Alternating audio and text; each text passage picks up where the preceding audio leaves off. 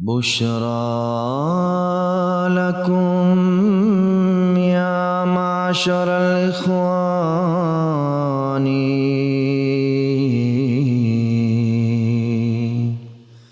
طوبى لكم يا مجمع الخلان.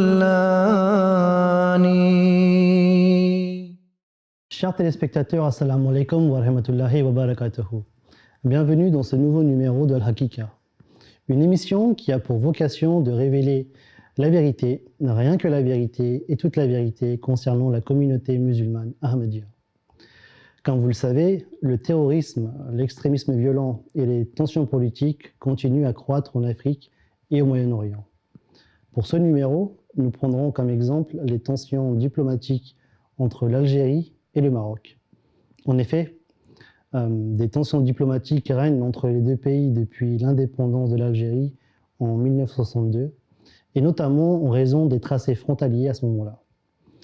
S'ensuit ensuite différentes escalades, comme par exemple la question du Sahara occidental, une terre très riche en phosphore qui est utilisée pour l'agriculture, et son annexion par le Maroc. Ou encore l'attentat de Marrakech en 1994 et la fermeture des frontières entre les deux pays à ce moment-là. Récemment, depuis mars 2021, les relations diplomatiques se sont dégradées entre les deux pays sur des bases d'accusation. Et très récemment, Alger a annoncé avoir rompu ses relations diplomatiques et la fermeture de son espace aérien avec le Maroc. Pour m'accompagner dans ce numéro, j'ai avec moi Saïd Adjoui Saeb et Abdelghani Saeb. Monsieur, assalamu alaikum wa rahmatullahi wa barakatuh. Monsieur, que pensez-vous de cette situation entre l'Algérie et le Maroc? Et pensez-vous vraiment qu'une solution uniquement politique est suffisante pour régler ce conflit? Ce que vous avez rappelé en introduction est très important, c'est-à-dire que les tensions ont commencé à la veille de l'indépendance, au lendemain, de l'indépendance de l'Algérie. Et ce qu'il faut savoir, c'est que le peuple marocain et le peuple algérien, en fait, sont un peuple frère. Et si on peut dire que c'est un seul peuple, j'ose dire qu'effectivement, c'est un seul peuple avant. J'en veux pour preuve que, effectivement, vous l'avez rappelé, que c'est les tracés, en fait, qui ont fait qu'il y a des frontières de ces deux pays. Mais même dans ces tracés, si on remonte, par exemple, à l'époque du Bey d'Alger, à savoir l'Empire ottoman qui avait pris la partie du Maghreb central qu'on appelle aujourd'hui l'Algérie, eh bien, à ce moment-là, à la suite du départ des Ottomans et la prise de la colonisation française en 1830, eh bien, le Maroc et l'Algérie n'ont cessé de s'entraider, et le peuple algérien et le peuple marocain n'ont cessé de faire corps en fait contre l'injustice de la colonisation. Donc, si on le voit même à la veille de l'indépendance algérienne, où dans les années 20, on a cette fameuse discussion qu'il y a entre le maréchal Lyautey, qui était lui en charge de la régence du Maroc, donc protectorat français à ce moment-là depuis 1912, et qui a demandé aux officiers algériens pourquoi ils n'ouvraient pas un peu plus le Maroc aux idées françaises, à la France, puisque maréchal Lyautey leur a dit qu'on respecte votre religion, on respecte votre peuple, vos traditions. Et le peuple marocain, même auprès, c'est tellement ancré en fait dans ces deux peuples-là, dit mais nous savons ce que vous êtes en train de faire à nos frères algériens. Donc ça montre aussi cette relation extrêmement enracinée dans les deux peuples de fraternité qui n'est pas fictive, c'est-à-dire qui montre qu'il y a des racines communes depuis des siècles qu'on ne peut pas balayer d'un coup de stylo. Et donc ça montre aussi effectivement l'importance. Moi, je vais finir par là, juste pour donner l'exemple, pour finir à la veille de l'indépendance algérienne, où la France demande au roi de l'époque, qui était le Mohamed V, qui dit, voilà, maintenant on vous autorise à tracer vos frontières, faites-le. Alors qu'ils étaient encore en guerre contre l'Algérie. La France était encore en guerre contre l'Algérie. Et le roi du Maroc dit cette phrase qui est restée célèbre, « Je ne pactiserai pas avec vous, je ferai en sorte d'attendre que vous redonniez les droits au peuple algérien, et c'est avec eux que je tracerai mes frontières. » Ce qui montre les liens et les ponts extrêmement étroits et importants qui ne se démentent pas jusqu'à aujourd'hui, Malheureusement, nous avons les derniers développements qui montrent qu'il y a une exacerbation, surtout au niveau des officiels. Au niveau du peuple, on a véritablement un enracinement de fraternité. C'est vrai, ce que dit Saïd Sahib est très juste. Il y a cette histoire des colonies qui a beaucoup divisé ces peuples. Il y a une époque où il n'y avait pas ces frontières, où l'Algérie et le Maroc, on pouvait y transiter librement. On pouvait se rendre en Algérie. D'ailleurs, il y a des histoires de nos anciens qui nous parlent de personnes, d'imams, de fqih qui venaient tenaient une mosquée en Algérie où il y avait des échanges commerciaux, où ils ont vraiment un lien commun. Ils ont un lien commun, ils ont les mêmes coutumes, les mêmes valeurs, la même croyance, la même langue. C'est vraiment un peuple très, très, très proche. Il y avait ces pèlerins qui passaient d'est en ouest. Il y avait un libre-échange, un libre de passage sans frontières, sans passeport. Donc ils sont vraiment très frères et très, très, très proches. Le souci, c'était bien sûr, pendant les colonies, il y a eu ces tracés de frontières, partage des richesses, partage des terres, qui aujourd'hui encore posent problème. Mais encore une fois, le peuple algérien et le peuple marocain, c'est simple, il suffit de voir, je vous donne un exemple très récent, Jeux Olympiques en e-sport. La course du 400 mètres, les premiers sont algériens et marocains. Ils se prennent dans les bras, chaleureusement, ils pleurent. Voilà ce que c'est, voilà ce que représente et ce que c'est aujourd'hui le peuple marocain et le peuple algérien. Il faut être très attentif à ça. Et c'est ce que veut le peuple aujourd'hui. Est-ce qu'on va finir aujourd'hui comme la Syrie, comme ce qui s'est passé en Irak, en Afghanistan? Le risque est là. Ouais. Vous l'avez dit tout à l'heure. Il y a eu rupture de liens diplomatiques, rupture des liens au niveau des avions.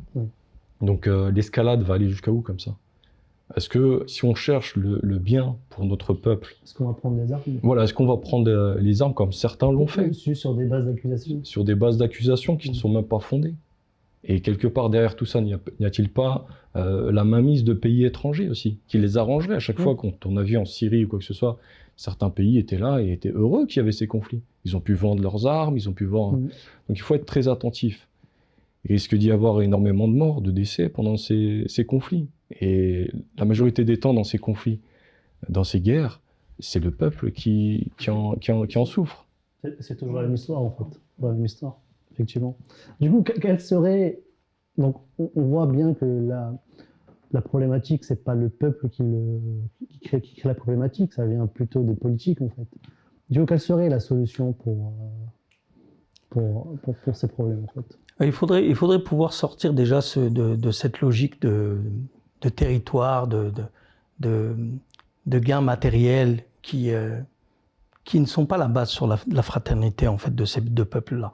Et si on regarde un petit peu effectivement la veille de la libération en fait du peuple algérien et de l'indépendance, on voit que l'Algérie est tombée sous influence russe. C'est-à-dire qu'elle avait l'influence russe, et du côté du Maroc, c'était sous hégémonie. C'était pendant la guerre des Sables, je crois. Voilà.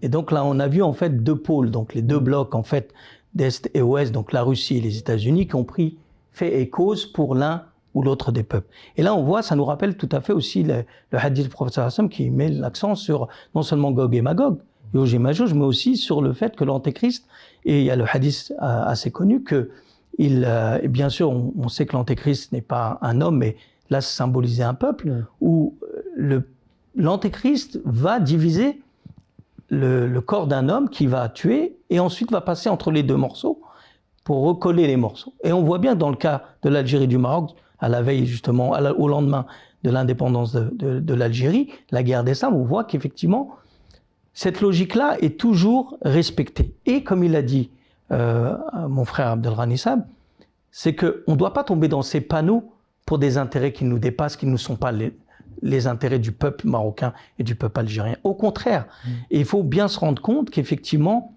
le Maroc et l'Algérie ont plus de raisons de s'allier que de raisons de se diviser.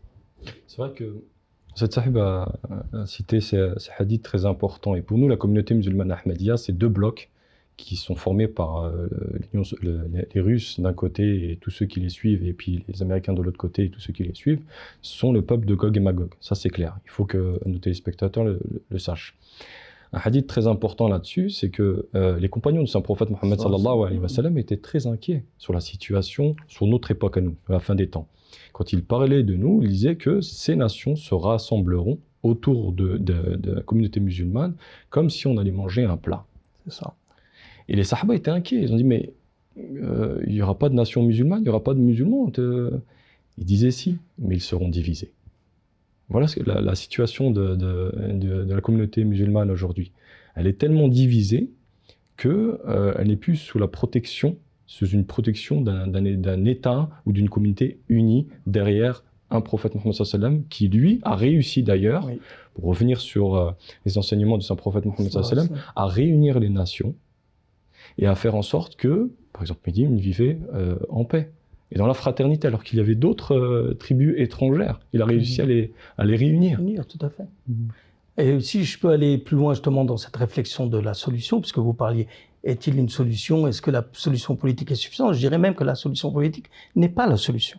Et effectivement, ce qu'a dit Abdelrahman Issam, c'est qu'on voit bien que dans l'histoire du Saint-Prophète sallallahu alayhi wa sallam, on a une seule direction qui nous est indiquée et qui est un exemple non seulement pour le cas du peuple marocain algérien, mais qui en fait concerne tous les musulmans en général. C'est que on a le cas des muhajirines, donc des émigrés, qui ont pris refuge auprès des Ansar qui vivaient à Médine et qui ont tout partagé. Donc il n'y avait pas de logique territoriale. Et ça me ramène à cette question de fraternité. Finalement, cette fraternité, quelle est-elle selon l'islam? Eh bien, il y a 2 versets du Coran qui nous éclairent sur comment nous devons nous agripper à cette logique de fraternité réelle. Il y a le chapitre 3, verset 104, qui est connu de tous les musulmans, qui dit « Wa'tasimu bihablillahi jami'an wa la tafarraqu » Cramponnez-vous tous à la corde d'Allah et ne soyez pas divisés. Vous étiez des ennemis et Dieu a fait en sorte qu'il a réconcilié vos cœurs, alors que vous étiez dans un état où vous alliez tomber dans la désunion et le feu. Un autre verset qui est le chapitre 8, verset 64, où il est dit, en s'adressant au prophète Mohammed sallallahu alayhi wa sallam, en disant « Si tu avais dépensé tout ce qu'il y avait sur la terre pour faire en sorte que leur cœur soit uni, tu n'aurais jamais réussi à le faire, mais c'est Dieu qui a uni leur cœur. » Et là, ça renvoie la question à la solution, justement. Que tant que Dieu n'intervient pas dans cette histoire-là, eh bien, le cœur malade de fraternité ne peut pas se lier. Donc la véritable fraternité islamique, dans le sens, la fraternité universelle, sous l'égide de l'islam, elle ne peut se faire que quand on fait en sorte de reconnaître l'imam du temps, le moteur, comme à l'époque du prophète sallallahu alayhi wa sallam, qui génère cette unité, qui génère cette fédération de peuples divisés et qui se réunissent. Donc ici, ça pointe le doigt sur un réformateur venu de Dieu. Donc, même si je connais la réponse, vu l'état des musulmans, donc ça va être compliqué de faire ça aujourd'hui. Ouais. Quelle serait la communauté, du coup, qui pourrait... Le prophète Mohammed sallallahu alayhi wa sallam l'a explicitement dit dans le Saint-Coran et les hadiths. On parle là de conflits. Conflits, on peut dire, qui sont dans le feu, tous les pays musulmans. On le voit aujourd'hui. Mais il a expliqué que sa communauté sera divisée en 72 groupes, tous dans le feu, sauf une, laquelle? Celle qui suit sa sunna, ses enseignements, et qui a un imam, un guide. Donc il est du devoir de tous les musulmans de trouver cette communauté, de la chercher dans les prières sincères, de trouver quelle est cette communauté qui pourra les sauver de ce feu. Aujourd'hui, Saïd Sahib a récité quelques versets très intéressants. Un verset très intéressant par rapport à ce qui se passe en ce moment aussi dans la frontière entre les frères marocains et algériens. Chapitre 49, verset 14. Allah nous dit « Nous avons créé pour vous reconnaître. Pour vous reconnaître. Et le plus honorable entre vous est le plus juste. » J'ai envie de dire, la paix se fonde sur des fondations par la justice, être juste. sans justice, le cinquième calife de la communauté musulmane ahmadiyya le dit souvent, il ne peut pas y avoir de paix. Donc la fondation même de construire un monde de paix, c'est la justice. Mais qui apporte cette justice? Si ce n'est le vrai réformateur que Dieu a envoyé et qui a été prophétisé par le saint prophète Mohammed sallallahu alayhi wa sallam, qui est pour nous le Messie promis et l'imam al-Mahdi. Prophétisé à la fin des temps. Sans ce réformateur-là, ce qu'a dit Saïd tout à l'heure, les exemples sur le saint prophète Mohammed sallallahu alayhi wa sallam sont clairs, mais sans l'intervention divine, elle n'aurait pas été possible. C'est ça. Sans l'intervention divine, réunir tous ces peuples, avec différents langages peut-être, ou différentes coutumes, avec des mœurs assez dures. Les Arabes de l'époque étaient durs, de l'époque du prophète Mohammed sallallahu alayhi wa sallam, ils étaient durs. Vous savez, on connaît les histoires qu'ils enterraient leurs filles vivantes, ils étaient des ivrognes acharnés.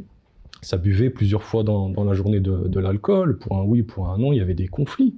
Donc il a réussi à les réformer et à les unir, mais sans l'intervention divine, c'est impossible. On le voit d'ailleurs dans les pays occidentaux.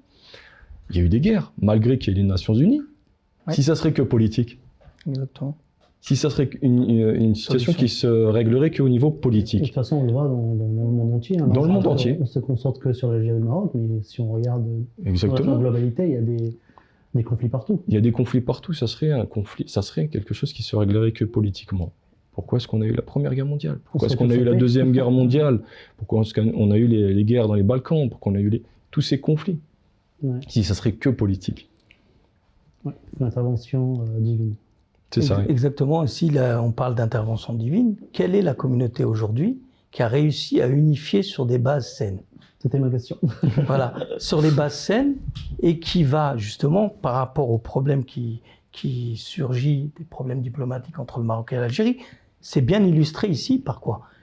Quelle communauté ou quels musulmans vont sortir de ces logiques territoriales qui divisent ces deux pays, par exemple, et dire « j'ai mon frère en face de moi ». J'ai mon frère et je vais partager avec lui, comme à l'époque du prophète sallallahu alayhi wa sallam. Et bien cette communauté, c'est la communauté musulmane ahmadiyya, sans prétention aucune, elle a éprouvé cela. C'est-à-dire que les frères du Maroc et d'Algérie qui ont accepté cette communauté, ils ne sont pas dans une logique d'avidité territoriale, d'avidité politique, de pouvoir. Ils sont dans une logique, construisons des ponts sur des bases saines et des valeurs communes qui font que les nations s'élèvent dans un prestige non fictif, mais un prestige solide. Accrochez-vous à la corde de Dieu. C'est quoi la corde d'Allah? Si ce n'est un homme de Dieu qui lance cette corde et que les croyants s'attachent à cette corde. Et bien la communauté musulmane ahmadiyya, on invite nos frères et nos sœurs d'ailleurs à voir que dans l'exemple de la communauté musulmane ahmadiyya, il y a cette garantie que quels que soient les conflits que j'ai avec mon frère, eh bien je vais m'asseoir. Il a besoin d'un passage pour aller en mer, je vais lui offrir ce passage. Il a besoin de phosphate, vous avez parlé de phosphate, je vais lui ouvrir ce passage. Mais mon frère, c'est pas le monde qui va me diviser avec toi. Moi, je te donne le monde et je partage avec toi mes biens. Ça, c'est l'exemple de Médine. Ça, c'est l'exemple des Mohajirs et des Ansar. Il n'y a rien d'autre. La communauté musulmane ahmadiyya le symbolise très bien. Le verset qu'a cité Saïd Sahib à l'instant, il y a le lien directement avec « ne soyez pas divisés ». C'est ça. Vous ne vous divisez pas. C'est-à-dire qu'il y a un lien directement entre la corde d'Allah, qui est ses envoyés clairement, et « mais ne soyez pas divisés ». C'est-à-dire que là, si vous n'êtes pas dans cette corde d'Allah, vous risquez d'être divisés. Et c'est ce qu'on voit aujourd'hui dans le monde musulman. D'ailleurs, pour prendre un exemple un peu individuel, vous êtes marocain, vous êtes algérien, si je me trompe pas. C'est ça, ouais. D'ailleurs, on ne peut pas le reconnaître comme ça, je vais le dire. Quoique, uniquement, on sait qu'on est à la fois du Maroc et d'Algérie. C'est ça. On le sait, voilà. On sait qu'on est... en fait, on se considère... Nous, en fait, c'est ça que... La beauté de la Jamaat Ahmadiyya, c'est qu'elle a réussi à casser ces frontières qu'il y a terrestres et même dans la tête. Surtout dans la tête. Les plus importantes, c'est dans la tête. Je sais que, par exemple, mon frère Saïd, ici présent, qui est français d'origine marocaine, je suis français d'origine algérienne, mais je sais que le moindre souci ou quoi, je sais qu'il va se lever la nuit en prière et pleurer à chaudes larmes par rapport à les soucis et vice-versa. Et c'est ça la difficulté, c'est ça qu'on nous enseigne, c'est que, si vous voulez, tous les musulmans doivent sont un peu comme le même corps. C'est ça. Quand il y a une partie du corps Qui qui a souffre. mal, c'est tout le corps qui souffre. Le prophète Mohammed sallallahu alayhi wa sallam nous disait que vous ne pouvez pas être considéré comme musulman tant que vous ne voulez pas pour votre frère ce que vous ne voulez pas pour Exactement. vous-même. Voilà les enseignements qu'il faut suivre. Voilà les choses qui vont nous détacher de ce monde matérialiste. Tout à l'heure, on parlait de la communauté musulmane ahmadiyya, on parlait du Maghreb, mais on peut parler de l'Afrique. Bien sûr. Pourquoi se détacher du monde matérialiste? Pourquoi être au service de l'humanité quoi qu'il arrive? La communauté musulmane ahmadiyya, depuis plus de 100 ans, elle est en Afrique. Et les gouvernements africains et le peuple africain témoignent que c'est une communauté qui est là depuis plus de 100 ans, mais qui n'a jamais cherché les richesses des pays africains. Bien au contraire, elle apporte. Elle ses apporte, richesses. Elle donne. elle donne, elle Elle crée des apporte, hôpitaux, elle crée des hôpitaux, elle des envoie des puits, gens en des mission, écoles. Exactement. etc. Exactement. Intéressant, très intéressant. Et c'est vrai qu'en fait, même moi, j'ai jamais vu, enfin, vous voyez, enfin, j'ai jamais vu de conflit entre les frères de différentes communautés dans notre Jamaat, en fait. C'est-à-dire que vous êtes marocain, algérien, j'ai jamais entendu Exactement. de conflit. Et il y a aussi des Indiens et des Pakistanais dans notre communauté. Et vous savez que l'Inde et le Pakistan, c'est pas le grand amour d'un Oui, point de vue politique. Exactement. Exactement. J'ai jamais entendu, en tout cas de mon côté, des indifférents entre les Pakistanais et les Indiens de la communauté. Bon, peut-être des indifférents quand il y a un match de cricket, mais sinon... Le sport. Mais en parlant de ça, ça me rappelle quand justement, il n'y a pas très longtemps, c'était la Coupe d'Afrique Ouais. qui a été gagnée par justement l'Algérie. Et une scène a été filmée et on voyait une nièce, mais tout le monde était content. Et le journaliste dit, est-ce que vous pensez que c'est en Algérie? Et il dit, ben non, c'est au Maroc. Ils étaient tellement contents pour leurs frères algériens qu'ils ont célébré comme si c'était eux qui avaient gagné. Dans la Jamaat, on a ça, mais vraiment spirituellement à grande échelle. Oui, Ça touche vraiment la profondeur de l'âme. c'est ça. On le ressent et on le voit à la célébration au moment où on fait notre serment d'allégeance. Ouais. Exactement. Où là, la main contre l'épaule, frère après frère, tous soudés, comme on a cette image, subhanallah, de cette corde d'Allah, Ouais. quelle que soit votre couleur de peau, quelle que soit vos origines ou quoi que ce soit, on a l'impression que c'est une même nation.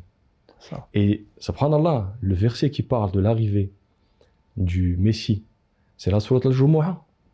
Ça Le parle- rassemblement. C'est le rassemblement. Ouais.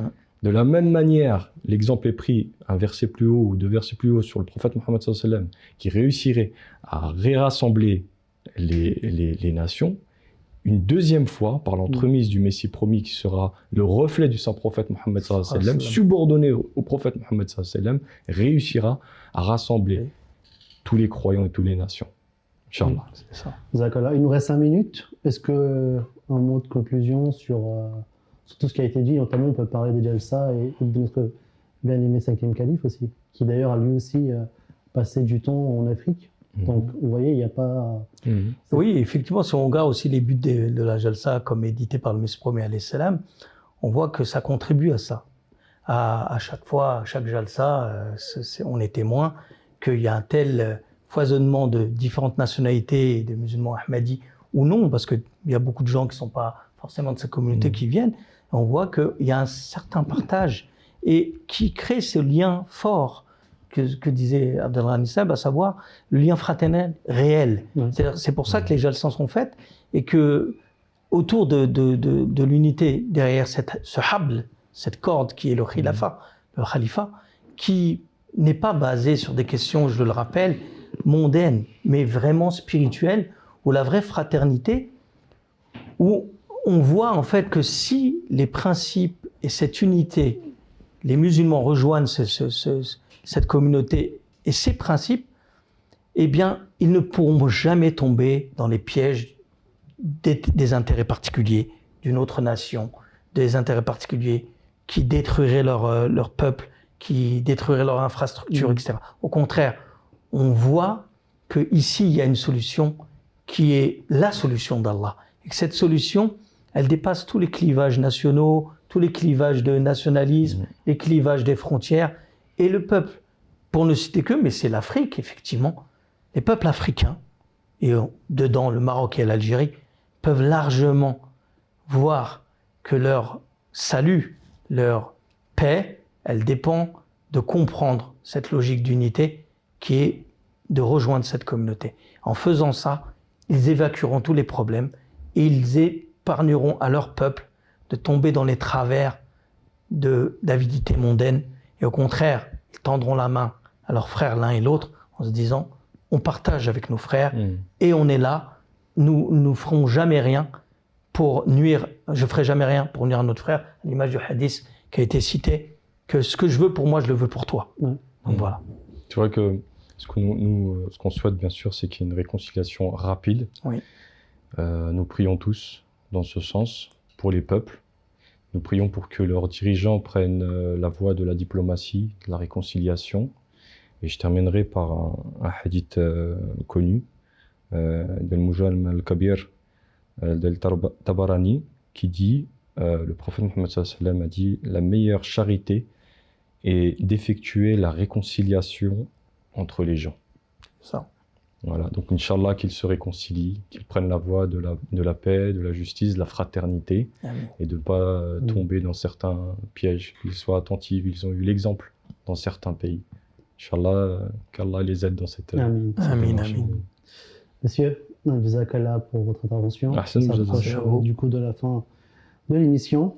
Chers téléspectateurs, comme nous avons pu le voir, une solution mondaine ou politique ne serait pas une solution. Ce serait même très compliqué parce que si ça existait, il n'y aurait plus de conflits dans le monde, malheureusement. Mais on a toujours des conflits et la politique ne règle rien. Comme on a pu le voir, en fait, seulement une intervention divine et spirituelle peut mettre fin à ce conflit. Et pour cela, il faut accepter le réformateur et le Messie promis. Donc, Inch'Allah, nous continuerons de développer nos arguments dans nos prochains numéros concernant la situation en Afrique et au Moyen-Orient. Et je terminerai par amour pour tous, haine pour personne. Jazakallah et à bientôt. Assalamu alaikum wa rahmatullahi wa barakatuh. Wa alaikum assalam wa rahmatullahi wa barakatuh. بشرى لكم يا معشر الإخوان